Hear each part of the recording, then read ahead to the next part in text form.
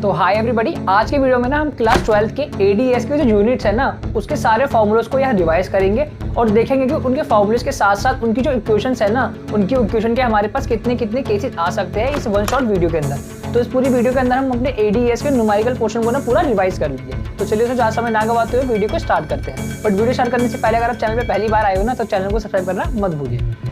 दोस्तों आज की वीडियो में मैक्रो की जो यूनिट है ना determination of income and employment उसको पूरा रिवाइज करेंगे और उनमें फॉर्मूलेस देखेंगे कौन कौन से फॉर्मूलेस आते हैं। सबसे पहले जो इस चैप्टर में हमें पढ़ना होता है ना वो आता है एग्रीगेट डिमांड। एग्रीगेट डिमांड को हम शॉर्ट फॉर्म में एडी कहते हैं। एग्रीगेट डिमांड का एक नाम और होता है जिसे हम प्लान एक्सपेंडिचर कहते हैं और इसका एक नाम और होता है जिसको हम शॉर्ट फॉर्म में एई यानी एग्रीगेट एक्सपेंडिचर बोलते हैं। एग्रीगेट डिमांड को हिंदी में हम समग्र मांग भी बोलते हैं। दोस्तों एग्रीगेट डिमांड के जो उल्टा होता है वो होता है आपका एग्रीगेट सप्लाई, इसको हम एएस कहते हैं शॉर्ट फॉर्म में। इसका दूसरा नाम जो होता है ना वो होता है प्लान आउटपुट। हिंदी में बोले तो नियोजित उत्पाद इसका दूसरा नाम होता है। हिंदी में एग्रीगेट सप्लाई को हम समग्र पूर्ति कहते हैं। तो दोस्तों जो इस वाली यूनिट में हमारा एएस है ना वो वाई के बराबर होता है, आपको इस बात का भी ध्यान रखना है। दोस्तों हमारा अगला जो टॉपिक है वो है कंपोनेंट्स ऑफ एडी, यानी एडी के कितने कंपोनेंट्स होते हैं। इसको हम दो पार्ट्स में क्लासीफाई कर सकते हैं। पहली आती है आपकी क्लोज इकोनॉमी, दूसरी आती है आपकी ओपन इकोनॉमी यानी बंद अर्थव्यवस्था और खुली अर्थव्यवस्था। बंद अर्थव्यवस्था यानी एक ऐसा देश होगा जो ना तो एक्सपोर्ट करेगा ना ही इंपोर्ट करेगा, क्योंकि ओपन इकोनॉमी में आपके एक्सपोर्ट भी होते हैं और इंपोर्ट भी होते हैं। जो क्लोज इकोनॉमी में है ना उसके भी दो टाइप के सेक्टर होते हैं, 2 सेक्टर इकोनॉमी और 3 सेक्टर इकोनॉमी। 2 सेक्टर यानी हमारे देश में केवल 2 ही टाइप के लोग रह रहे होंगे, यानी वहाँ एडी निकालने का फॉर्मूला होता है C+I। C मतलब होता है कंज्यूमर द्वारा किया जाने वाला खर्चा और I मतलब होता है प्रोड्यूसर द्वारा किया जाने वाला खर्चा। जबकि 3 सेक्टर जब होते हैं ना तो उसमें C भी होता है, I भी होता है, एक्स्ट्रा कौन आता है G यानी होता है गवर्नमेंट एक्सपेंडिचर, यानी इसमें सरकार भी आ जाती है। यानी एडी के 2 कंपोनेंट होते हैं, क्लोज इकोनॉमी और ओपन इकोनॉमी। क्लोज के 2 कंपोनेंट होते हैं, 2 सेक्टर इकोनॉमी और 3 सेक्टर में। 2 सेक्टर में एडी निकालने का फॉर्मूला होता है C+I और 3 सेक्टर में होता है C+I+G। दोस्तों अगला आता है ओपन इकोनॉमी में एडी निकालने का फॉर्मूला होता है ना उसके लिए आपको 4 चीज़ों को प्लस करना पड़ता है, consumption expenditure, investment expenditure, government expenditure और इसको हम कहते हैं नेट एक्सपोर्ट। इसको हम रेस्ट ऑफ द वर्ल्ड भी कह सकते हैं, फॉरेन सेक्टर भी कह सकते हैं। तो आइए आपको समझ आएगा कि क्लोज इकोनॉमी में एडी निकालने के क्या क्या कंपोनेंट्स हैं और ओपन इकोनॉमी में एडी निकालने के क्या क्या कंपोनेंट्स हैं। तो सब कुछ फॉर्मूलेस को हम रिवाइज कर लेते हैं। जैसे सबसे पहला फॉर्मूला चैप्टर जो निकल कर आता है वो आता है आपका y = C+S। अब आप बोलोगे y क्या है, c क्या है और s क्या है। तो y का मतलब होता है इनकम, इसको हिंदी में हम आय कहते हैं। c का मतलब होता है कंजप्शन, यानी हिंदी में इसको हम उपभोग कहते हैं। और s का मतलब होता है सेविंग, हिंदी में इसको हम बचत कहते हैं। यानी एक व्यक्ति अपनी इनकम का 2 जगह यूज करता है, या तो वो उसको खा लेगा या तो वो उसको बचा लेगा। तो ये फॉर्मूला वही से बनकर आया है, y = C+S। अब इससे हम 2 फॉर्मूले और डिराइव कर सकते हैं। c निकालने का फॉर्मूला यही से कि अगर हमें c निकालना है तो हमें s को वहाँ भेज देना होगा, तो फॉर्मूला क्या बनेगा y - s। मान लिया किसी क्वेश्चन में आपको y और s गिवन हो, c निकालना है तो y - s करके c आ जाएगा। दोस्तों s निकालने का फॉर्मूला होता है ना वो भी सिंपल ही होता है y - c, यानी इनकम में से अगर हम वो पैसा हटा दें जो हमने खा लिया है तो बचा हुआ क्या आ जाएगा, हमारी सेविंग्स आ जाएगी। आई होप आपको ये तीनों फॉर्मूले क्लियर होंगे कि y = C+S है और इससे हमने कैसे इन 2 फॉर्मूले को डिराइव करा है। दोस्तों हमारा जो अगला फॉर्मूला आता है वो आता है MPC। MPC को इंग्लिश में मार्जिनल प्रोपेंसिटी टू कंज्यूम कहते हैं, हिंदी में सीमांत उपभोग प्रवृत्ति कहते हैं। ये बेसिकली ये बतलाता है कि अगर हमारी इनकम बढ़ती है ना तो बढ़ी हुई इनकम का हम कितना खा रहे हैं, वो सारा आपका MPC होता है। मान लीजिए आपकी इनकम 100 से बढ़ती है और 100 से बढ़ी हुई इनकम का हमने 40 खा लिया, तो इस केस में जो MPC होगा ना वो 0.4 होगा। वो ये बतला रहा होगा कि आपने अपनी बढ़ी हुई इनकम का कितना खा लिया है। सो MPC को ना हम B से भी डिनोट करते हैं। इसको निकालने का फॉर्मूला होता है वो होता है ΔC/ΔY। यानी MPC क्या होता है, रेशो होता है चेंज इन कंजम्पशन का और चेंज इन इनकम का। जो डेल्टा है ना इसका मतलब होता है चेंज, यानी अगर हमें किसी चीज़ का डेल्टा निकालना है ना तो कम से कम 2 वैल्यू को हमें माइनस करना पड़ेगा, तब जाके हमारा डेल्टा आता है। मैंने यहाँ लिख भी रखा है कि डेल्टा मतलब होता है चेंज। अब याद रखना दोस्तों मार्जिनल का मतलब क्या होता है, एडिशनल भी होता है और इंक्रीज भी होता है। इसको इस बात का ध्यान रखना है। पेपर में पूछेगा MPC कैलकुलेट कीजिए तो उसका फॉर्मूला होता है ΔC/ΔY। MPC आपको ये बतलाता है कि आप अपनी बढ़ी हुई इनकम का कितना खा रहे हो। तो MPC का उल्टा आता है MPS। MPC की फुल फॉर्म थी मार्जिनल प्रोपेंसिटी टू कंज्यूम, इसकी फुल फॉर्म है मार्जिनल प्रोपेंसिटी टू सेव। इसका फॉर्मूला है ΔS/ΔY। डेल्टा मतलब होता है चेंज, हिंदी में इसको सीमांत बचत प्रवृत्ति भी कहते हैं। यानी MPS हमें ये बतलाता है कि हम अपनी बढ़ी हुई इनकम का कितना सेव कर रहे हैं। मान लीजिए अगर किसी पर्सन की पहले इनकम थी 1000 रुपये और वो अपनी इनकम का 200 रुपये सेव करता था, अब उसकी इनकम हो गई है 1500, तो वो अपनी इनकम का 400 रुपये अब सेव कर रहा है। तो कोई पूछे या MPS निकाल के दिखाना है तो MPS निकालने का बिल्कुल बेसिक फॉर्मूला होता है ΔS/ΔY।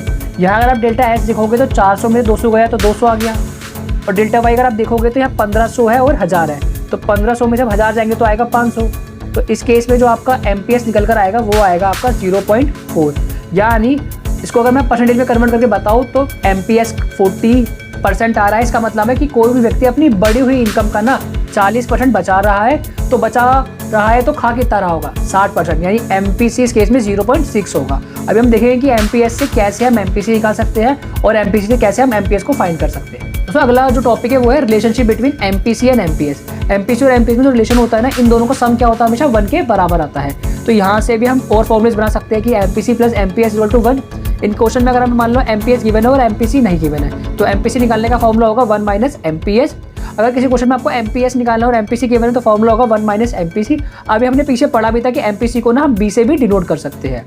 अगला टॉपिक आता है वो आता है एपीसी और एपीएस का। एपीसी की फुल फॉर्म होती है एवरेज प्रोपेंसिटी टू कंज्यूम। इसको निकालने का फॉर्मूला होता है C/Y, यानी ये रेशो होता है टोटल कंजम्पशन और टोटल इनकम का। इसे हिंदी में हम औसत उपभोग प्रवृत्ति भी कहते हैं। इसमें और एमपीसी में अंतर ये होता है कि एमपीसी आपको बढ़ी हुई इनकम का कितना खा रहे हैं वो बतलाता है, जबकि एपीसी आपको ये बतलाता है कि आप अपनी टोटल इनकम का कितना खा रहे हो। यहाँ जो मैंने वर्ड यूज करा है टोटल, तो ये टोटल इनकम का कितना पोर्शन आप खा रहे हो वो आपको एपीसी बतलाता है। दोस्तों एपीएस की फुल फॉर्म है एवरेज प्रोपेंसिटी टू सेव। इसको निकालने का फॉर्मूला होता है S/Y, हिंदी में इसे कहते हैं औसत बचत प्रवृत्ति।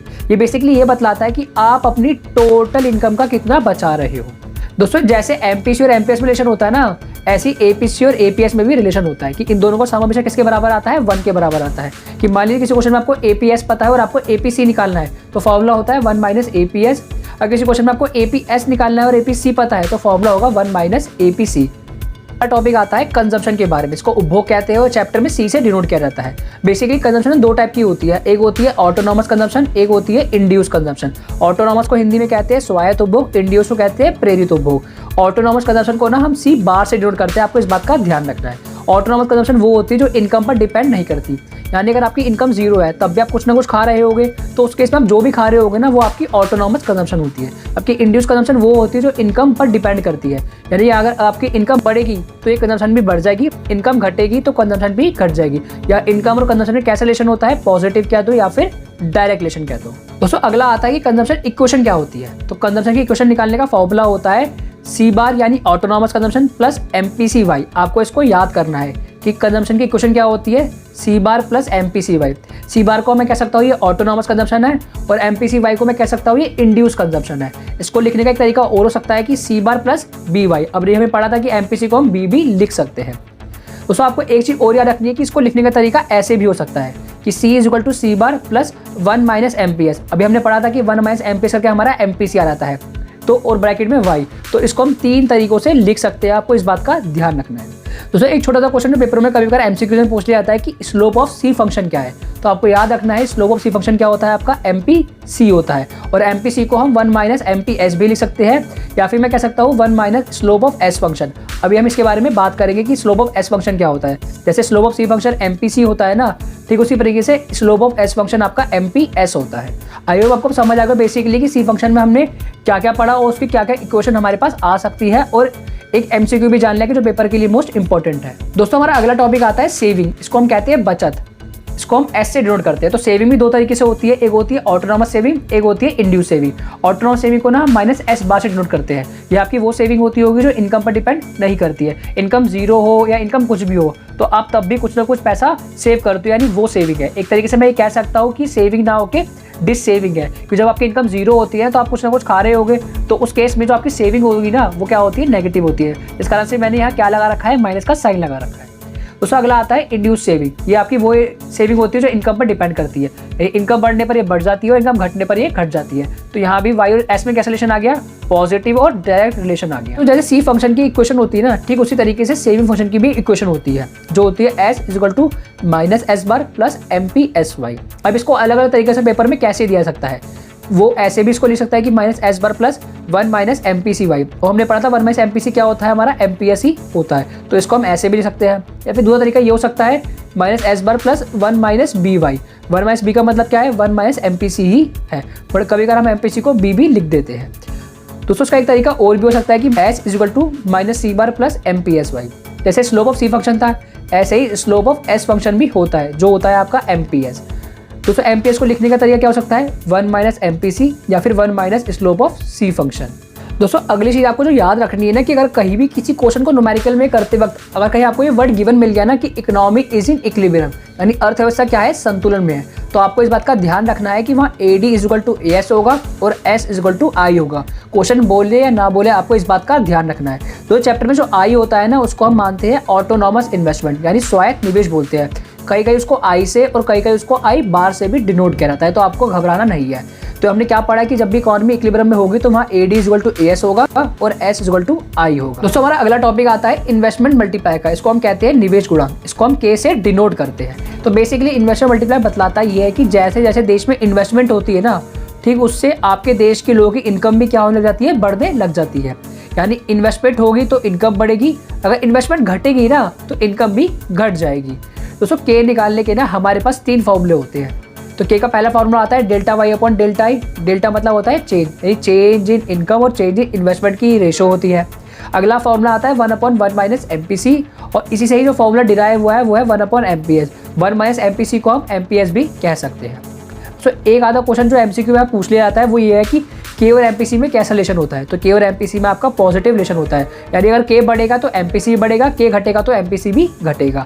K और एमपीएस में क्या होता है, नेगेटिव होता है, यानी अगर K बढ़ेगा तो एमपीएस घटेगा। आपको इस बात का ध्यान रखना है। यहाँ कभी कभी एक छोटा सा क्वेश्चन पूछ लिया जाता है कि K की मैक्सिमम और मिनिमम वैल्यू क्या होती है। तो K की जो मिनिमम वैल्यू होती है ना वो होती है 1, और जो K की मैक्सिमम वैल्यू होती है ना वो हो सकती है आपकी इन्फिनिटी। आपको इस बात का भी ध्यान रखना है। दोस्तों आई होप आपको अब समझ आएगा बेसिकली कि ADA चैप्टर में हमारे पास कौन कौन से न्यूमेरिकल है और कौन कौन से टॉपिक है, और किस किस टॉपिक में किस किस टाइप के फॉर्मुलेज है एंड किस किस टाइप के केसेस वहाँ बन सकते हैं। दोस्तों अगर आपको किसी पर्टिकुलर टॉपिक पर वीडियो चाहिए ना तो आप कमेंट बॉक्स में कमेंट कर सकते हैं। तो वीडियो अच्छी लगी तो वीडियो को लाइक करें और कुछ इस प्रकार की इन्फॉर्मेटिव वीडियोस के लिए चैनल को सब्सक्राइब करना ना भूलिएगा।